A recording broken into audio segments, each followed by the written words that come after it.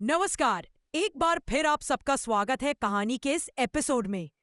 आज की कहानी कुछ ऐसी है जो आपको सोचने पर मजबूर कर देगी, क्योंकि ये कहानी है एक फॉरेंसिक स्टूडेंट की जो खुद परफेक्ट मर्डर करने की प्लानिंग करती है, जिसे लगता है कि वो अपने ही नॉलेज से पुलिस को हरा देगी, क्योंकि वही तो पढ़ रही थी, सबूतों को पकड़ना, क्राइम सीन को समझना और कातिल तक पहुंचना। लेकिन जब वही एक्सपर्ट कातिल बन जाए तो क्या वो सच में बच सकती है? कहानी दिल्ली की है। 6 अक्टूबर की रात, गांधी विहार कॉलोनी, तिमारपुर इलाका। रात के करीब 2 बजे अचानक धमाके की आवाज आती है। लोग नींद से उठते हैं। चौथी मंजिल पर आग लगी है। फायर ब्रिगेड और पुलिस पहुंचती है। काफी मशक्कत के बाद आग पर काबू पाया जाता है। कमरे के अंदर का मंजर डराने वाला था। जली हुई चीजों के बीच एक पूरी तरह जली हुई लाश पड़ी थी।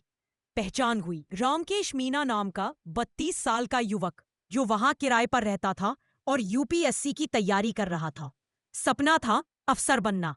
पहली नजर में पुलिस को लगा शायद सिलेंडर ब्लास्ट की वजह से हादसा हुआ है। किचन और कमरा दोनों जले हुए थे।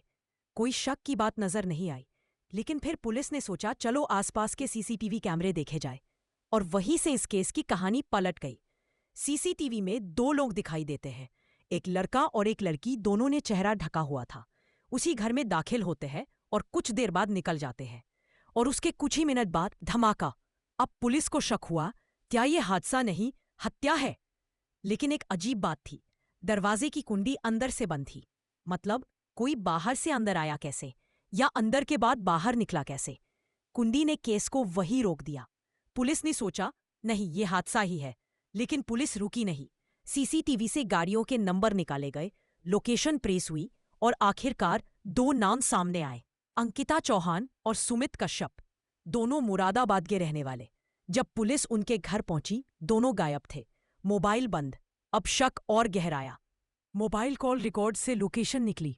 5 और 6 अक्टूबर की रात दोनों रामकेश के फ्लैट में थे। अब यह तय हो गया कि वे दोनों वही लोग थे। लेकिन फिर वही सवाल, अगर ये लोग बाहर निकल गए तो दरवाजा अंदर से बंद कैसे? फॉरेंसिक टीम ने दोबारा दरवाजे की जांच की। दरवाजा लोहे की ग्रिल वाला था, जिसमें अंदर एक जाली लगी थी, और वही उस जाली के पास एक छोटा सा कटमार्क मिला, जो किसी ने बाद में सीधा करने की कोशिश की थी। अब शक पक्का हो गया। दरवाजा बाहर से बंद नहीं, बल्कि अंदर की कुंडी को जाली से हाथ डालकर बंद किया गया था। फॉरेंसिक टीम ने टेस्ट किया, पुलिस वालों ने कोशिश की, उनका हाथ कुंडी तक नहीं पहुंचा। रामकेश की मां से कहा गया, उन्होंने हाथ डाला, कुंडी तक पहुंच गई। मतलब कोई छोटा हाथ, पतला शरीर वाला इंसान ही उस कुंडी तक पहुंच सकता था। फिर अंकिता को बुलाया गया, उसे कहा गया हाथ डालो। उसने जैसे ही हाथ डाला, कुंडी तक पहुंच गई। अब सब साफ था। जब पुलिस ने अंकिता और सुमित को सामने बैठाकर पूछताछ शुरू की, पहले दोनों ने इनकार किया, लेकिन धीरे धीरे जब सबूतों के तीर चलते गए, दोनों टूट गए। अंकिता ने बताया वो फोरेंसिक साइंस की स्टूडेंट थी और दिल्ली में पढ़ाई कर रही थी।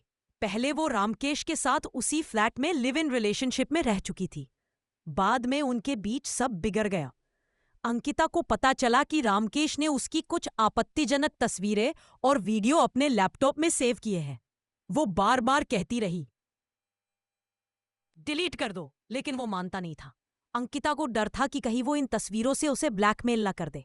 उसने अपने एक्स बॉयफ्रेंड सुमित कश्यप को सब बताया, और यहीं से शुरू हुई एक प्लानिंग परफेक्ट मर्डर की। सुमित की एलपीजी एजेंसी थी, गैस सिलेंडर और ब्लास्ट के बारे में उसे सब पता था। अंकिता को फोरेंसिक की नॉलेज थी, कैसे क्राइम सीन को ऐसा बनाया जाए कि वो हादसा लगे। का तीसरा साथी बना संदीप, जो उनका कॉमन फ्रेंड था। 6 अक्टूबर की रात तीनों पहुंचे रामकेश के फ्लैट। पहले अंकिता ने बात की, फिर सुमित और संदीप ने मिलकर उसका गला घोट दिया। रामकेश की जान चली गई। लाश को बिस्तर पर रखा गया, फिर शरीर पर पेट्रोल और तेल डाला गया। अब सुमित ने सिलेंडर की पाइप उसके सिर के पास रखी, नॉब इतना ही खोला कि गैस धीरे धीरे रिसे। माचिस जलाई गई, धीरे धीरे आग फैलने लगी। अब बारी थी परफेक्ट ट्रिक की। अंकिता ने जाली में छोटा सा कट किया, हाथ अंदर डाला, कुंडी बंद की, जाली को सीधा किया, और तीनों वहां से निकल गए। कुछ देर बाद आग ने जोर पकड़ा, पाइप जला, सिलेंडर ब्लास्ट हुआ। धमाका इतना तेज कि पूरी बिल्डिंग हिल गई। लोगों ने पुलिस को फोन किया। और वही कहानी शुरू हुई जो अंकिता ने पहले से प्लान की थी। एक हादसा, सिलेंडर ब्लास्ट से मौत। लेकिन वो भूल गई कि फॉरेंसिक साइंस सिर्फ किताबों में नहीं होती, असल जिंदगी में सबूतों की अपनी आवाज होती रहे। जब पुलिस ने हार्ड डिस्क बरामद की, उसमें वही तस्वीरें मिली जिनके लिए अंकिता ने यह सब किया था। वो हार्ड डिस्क उन्होंने अपने साथ ले ली थी ताकि पुलिस को शक ना हो, लेकिन किस्मत ने साथ नहीं दिया। जाली का वो छोटा सा कट उनकी पूरी चाल खोल गया। तीनों गिरफ्तार हुए और अंकिता ने माना। वो मानती थी कि वो सबूत मिटा सकती है, पुलिस को चकमा दे सकती है, लेकिन असल जिंदगी में परफेक्ट मर्डर जैसा कुछ नहीं होता। तो दोस्तों, ये थी आज की कहानी, एक ऐसी फॉरेंसिक स्टूडेंट की जो अपनी पढ़ाई का इस्तेमाल सच को उजागर करने में नहीं बल्कि सच को छुपाने में करना चाहती थी। पर सच तो आखिर सामने आता ही है। आप बताइए, क्या आप मानते हैं कि कोई परफेक्ट मर्डर हो सकता है, या हर जुर्म कितना भी चालाक क्यों ना हो कभी ना कभी अपना निशान छोड़ ही देता है? अगर कहानी पसंद आई हो तो लाइक कीजिए, शेयर कीजिए और हाँ, चैनल सच या झूठ को सब्सक्राइब करना ना भूलिए।